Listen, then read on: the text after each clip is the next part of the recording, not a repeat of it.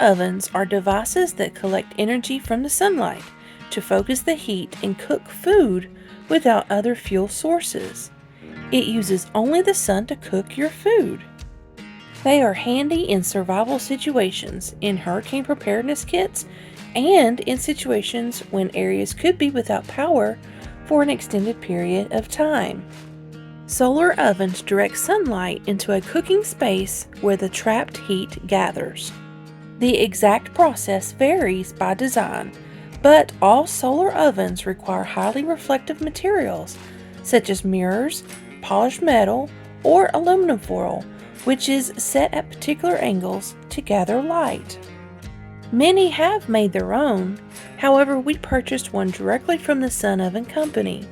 They retain heat well for stable cooking. The pro is that solar ovens can operate anywhere, even in the winter months. The con is that they require adjustments to follow the sun every half hour or so, and they require dark pans to cook in. As you can see here, it can raise up and down to allow for proper adjustment. It also needs to be turned side to side to follow the sun.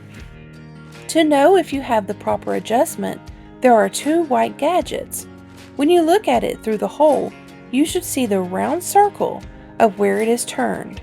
If it is directly on the dot, you know you have a perfectly aligned sun oven. Cooking times do vary, but the good thing is nothing burns in the sun oven. I have cooked anything from chicken to eggs to baked potatoes. Anything that you can put into a regular oven can be put into a sun oven. Today I am making an apple cobbler bread. I put it into this dark pot that came with the sun oven. It is actually a stackable pot so that you can cook multiple things all at the same time. Even though these types of sun ovens are expensive, they remove the cost of cooking fuel and/or electricity costs, which will pay for the initial cost of the sun oven in the long run.